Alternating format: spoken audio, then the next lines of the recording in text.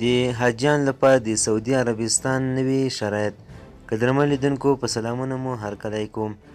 د سعودي چارواکي ویلي سعودي عربستان د ښو حاجیانو د منلو لپاره شرایط لري چې د عمرې حج د ادا کولو لپاره د هیواد ته سفر کوي.